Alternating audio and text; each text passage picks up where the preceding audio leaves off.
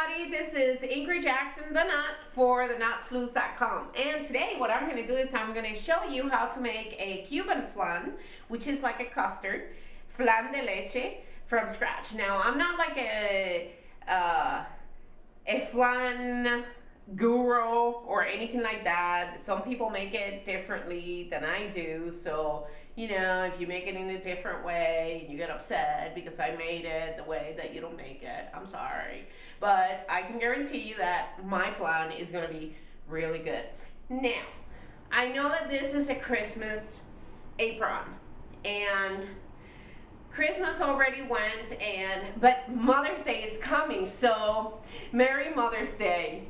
Anyway, let's get started.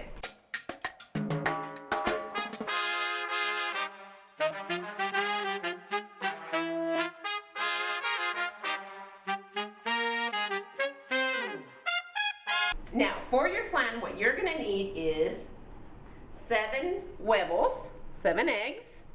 Not that kind of huevos. I'm talking chicken huevos, okay? You don't need this, but I do. Thank you very much. It helps. Anyway, you're gonna get a big pan like this, whatever that is. I know it's more than 9 inches. I would say this is like about 12 or so. And you're gonna put water in there, not fill it up though. Because what we're gonna do is when we have the mixture, we're gonna pour it in here and then it's gonna go in here and you don't want it to go over. This is what we call in Spanish, baño María, okay? And that's when this is mainly going to cook. Yeah, it's going to cook with the heat from the oven, obviously, but the steam from the water helps make the flan better. We're going to use some vanilla, condensed milk, whatever brand you prefer, actually, because, you just saw it, but, you know. Whatever condensed milk you prefer, which is that really sweet, very thick, and it's good milk, okay? And a can of evaporated milk. And now I'm going to show you how to make this. Now what we're going to do is we're going to take our 7 eggs and we're going to put them inside this one bowl here. So we're going to start breaking the eggs, and you're going to throw the whole egg in there, so there's no separation needed whatsoever. Now, I know you've only seen me throw 2 eggs in there, but this is actually the 7th egg, because I'm cool like that. And now, we're going to take, now that the 7 eggs are in here, we're going to take the condensed milk, which is the thicker milk, the sweeter and thicker milk. As you can see that's really thick there. And we're going to mix that inside the bowl with the eggs. There you go.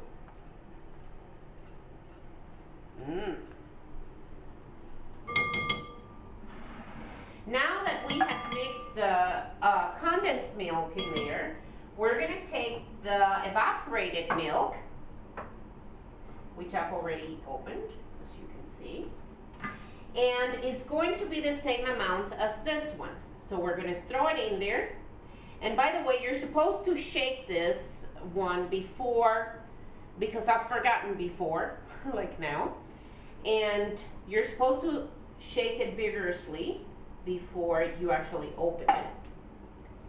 And then once you have measured that to the same measurement of the condensed milk, you're going to mix that in there as well.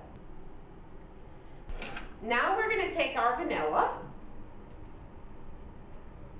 and this is basically to taste. I love the taste of vanilla. Obviously you're not going to go over the limit there, but I would say 2 cups full should be fine. If it's not your thing and you don't like, actually 1 should be fine for most people, but if you like that nice taste of vanilla in there. Now, I know that some people, what they do is they actually put, instead of using the evaporated milk, they actually put coconut milk in there for flavor, for coconut flavor, strawberry, brandy, you know, so it's up to you. If you want to get creative and mix other things in there, you can do that, okay? Now we're going to get our handy mixer here, and we're just going to mix it at medium, just for a couple of minutes.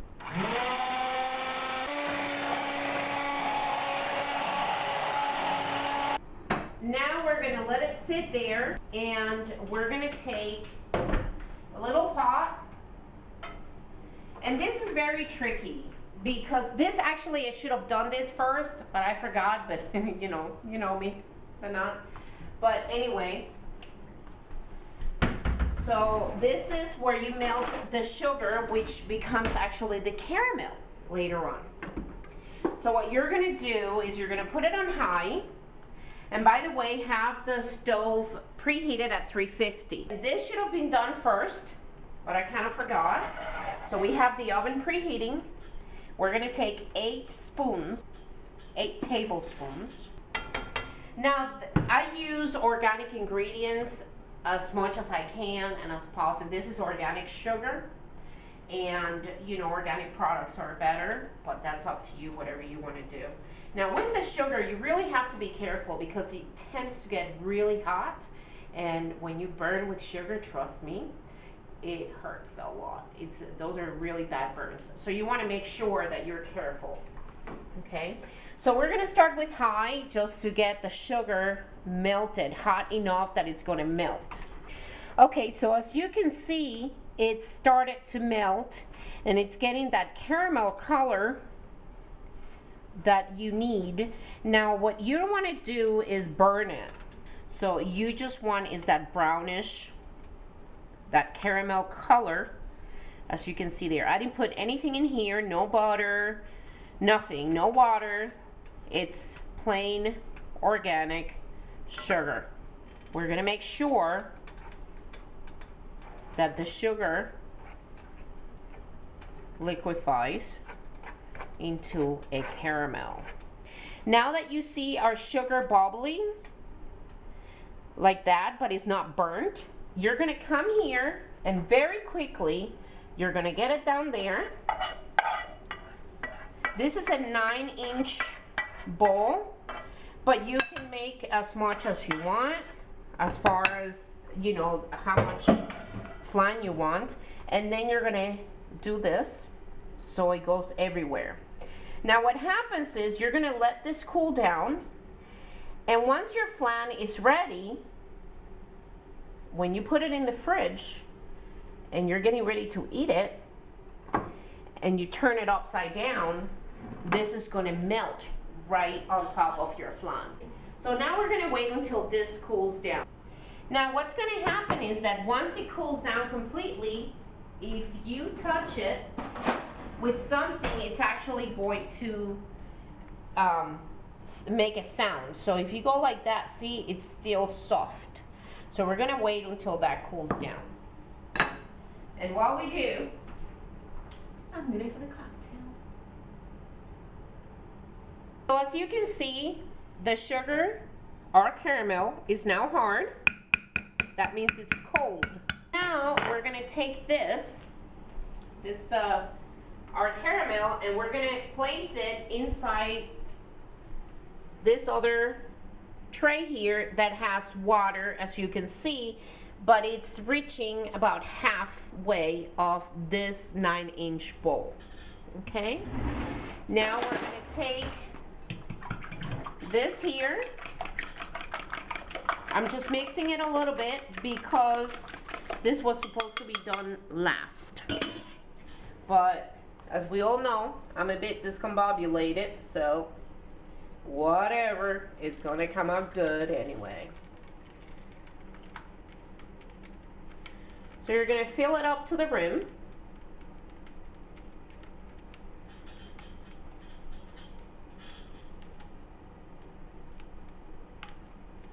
And then we're gonna take it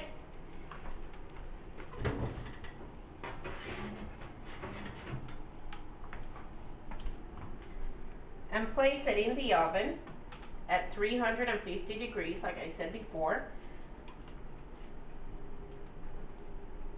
And that's gonna be there for 1 hour. Your flan is ready. It's been an hour. We're gonna go ahead and get it out. Now the consistency is going to look, see how it moves? Kind of like that, see? We're gonna take it out. Some of it went into the water, which is fine, that's fine. And now we're gonna wait until it cools down. Guys, it's already cold. Now we're just gonna take a knife and you wanna separate it from the edges so it doesn't break into pieces. Now, as you can see, it's been separated from the edges here. See, that's how that goes. And then we're gonna put a top and we're gonna turn it. And once you turn it, some of the candy, of your caramel, the sugar, may stay here, and that's fine. It's not supposed to be this cracky like this. It is because of that, but that's fine too. It's supposed to be smooth, but as you know, I'm not a cook. I just wanted to show you how to make flan, so you can show me how you make yours, and maybe yours will be better than mine, but it'll be good, guaranteed. Anyway, that's the flan. Enjoy your flan, guys. I will enjoy mine. That's it, guys. Enjoy your flan. Thank you very much for visiting and watching and all that other stuff. I really appreciate it. And yeah, well, bye-bye. Time for me to go. Thank you.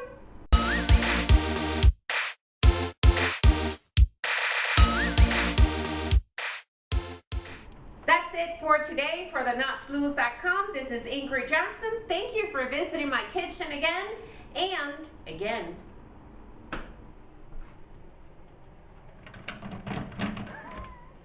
Give me a sec.